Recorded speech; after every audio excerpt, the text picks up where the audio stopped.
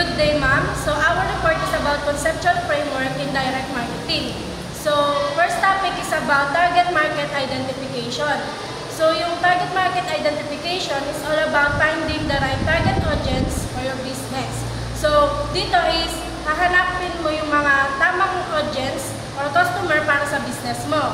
So meron itong dalawang laman. Una is yung segmentation, then next is yung profiling. So sa segmentation, dito is about sa pag-group ng mga target audience mo into pag-group siya ng mga target audience mo depende dun sa interest nila. So for example, yung business ko is clothing. Then sa side na to, i-group ko sila dahil yung interest nila about sa mga damit sa pang sportswear. Then dito is yung sa mga casual wear. So ganun siya. Meron tayong apat na types ng segmentation. Una is yung demographic. So yung demographic, it's about siya sa ito yung basic na type ng segmentation, about siya sa gender, sa age, or sa income, or sa occupation ng isang tao. So sinasegment mo yung mga tao, depende sa mga kung sino sila, kung ilang taon na sila, kung anong gender nila, ganon. Then next is yung geographic. So sa geographic naman, sinasegment mo yung mga target audience mo, depende sa location nila. So for example, kung may business akong clothing, then syempre, iisipin ko kung yung target audience ko, kung saan siya specific nakatira. For example, di ba, nakatira yung target audience ko sa malamig na lugar. Syempre, yung business ko dapat tugma dun sa kung ano yung lugar nila. Syempre, hindi man ako magtitinda dun ng mga damit na pang di ba, mga pang mainit or yung mga labas yung katawan. Syempre, matitinda ko yung mga sweater or jacket. So, next naman is yung psychographic. So, psychographic dito is sinesegment mo or dinidivide mo yung mga target audience mo depende sa mga lifestyle or interest din nila. So, yung behavior naman, dito naman is yung sa kung ano yung alam nila sa brand mo or sa product mo, and yung dito din sinusukat or dinidivide mo sila depende sa sa loyalty nila sa brand mo. So, next is yung profiling. Sa profiling naman, dito nakalagay yung mga detailed information about sa customer mo. For example, sa Shopee, ginagamit nila tong type na to para yung mga customer nila, depende dun sa mga items na ina-add to cart nila or dun sa may browsing behaviors nila. So, syempre, dun makikita mo kung ano yung mga kailangan or wants nung mga target audience mo. Di ba tayo pag tayo bumibili sa Shopee, kung ano yung gusto natin, ina-add to cart natin, or kung ano yung mga madalas natin kailangan, yun yung mga sinusearch or yun yung mga laman ng browsing behavior natin. So, next naman is database development. So, dito sa database development is dito nakaloob yung mga information or dito sinasaayos yung mga information ng mga customer or target audience mo. So, meron itong dalawang laman. Yung data collection and yung data management. So, sa data collection, dito from the word itself, data collection, pag-gather siya ng data and ginagamitan din ito minsan ng survey or interview para malaman mo yung mga specific na gusto or kung ano yung mga kailangan pa ng customer mo and yung mga basic information about sa target audience mo. So sa data management naman, dito yung nilalagay yung mga information or dito is nilalagyan na nila ng privacy yung mga information na nakakuha ng business na magagamit nila para sa campaign or para sa pagmamarket ng mga products nila. Offer development is a process or creating a marketing offer. Two types of marketing offer is value proposition. Yung value proposition is direct mo dapat na maipapaliwanag kung ano yung meron ka, kung ano yung product mo na wala sa ibang product, kung ano yung benefits and values nito.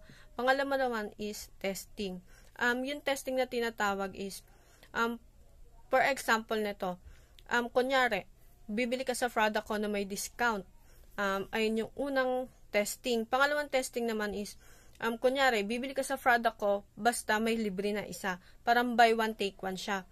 Kung ano yung strategy na pinakamadaming bumili, ayun yung gagamitin namin para madaming product na mabenta. Pangalawa naman is direct marketing channel. May tinatawag tayo dito na nakatagalog marketing. Ang katagalog marketing, ito yung nakikita nyo sa sa mga magazine katulad ng Avon, ganon. Pangalawa naman is mobile marketing. Dito yung mga ite-text sa'yo kung ano yung mga bagong product, kung ano yung update nila sa sa product nila. Ayun lang po, salamat. Good day everyone. So next component we have customers relationship management. So sa customers relationship management, nakakatulong to sa atin na ma-maintain yung relationship natin sa customers.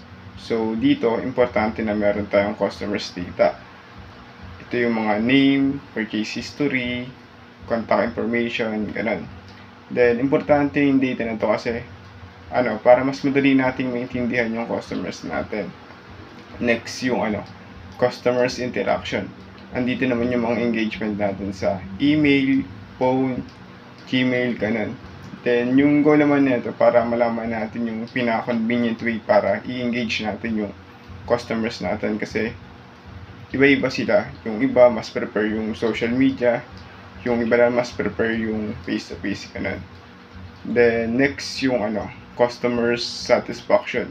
So ito naman yung pinaka main goal ng customers relationship management, yung masatisfy yung customers. Kasi kung nasasatisfy natin yung customers, mas malaking chance na bumalik sila sa business natin. Then importante rin na i-manage natin to kasi para mas madali, para malaman pa natin yung mga kailangan pang i-improve dun sa product natin. Yun lang po. Ako nga pala si Christian, isa po pala ako sa reporters of Group 3. Ang aking topic is measurement and evaluation and key performance indicators and analysis. Measurement, ito ay tumutukoy sa proseso ng pagkolekta ng mga data gamit ang mga instrumento o tools upang masukat ang mga aspeto tulad ng kausayan, kaalaman o kakayahan ng isang tao. Halimbawa, pagsusukat ng marka sa isang pagsusulit. Evaluation, ito naman ay proseso ng pag-audit o pagsusuri ng mga nakolektang data upang makuha ang kabuang larawan, conclusion, hingil sa kalidad, halaga o tagumpay ng isang proyekto.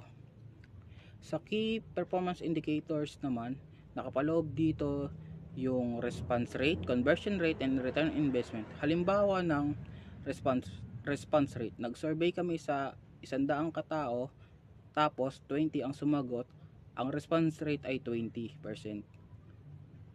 Conversion rate naman, halimbawa sa isang website ng online store may 100 tao na bumisita at tumingin, tapos may nag-avail sa kanila na 5, yung 5 iyon ay na tumingin sa website ay naging customer.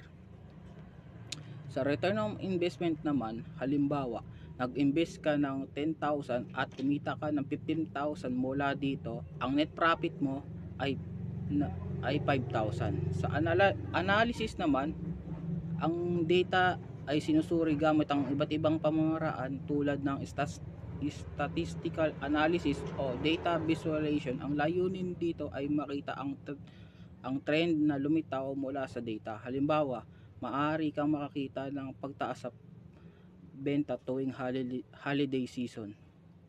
Pagkatapos matukoy ang mga strength and weakness, mahalaga tukuyin kung saan maaaring mag-improve. Ito ay maaaring maging batay sa feedback mula sa customers, empleyado, pati na rin sa mga resulta ng pagsusuri.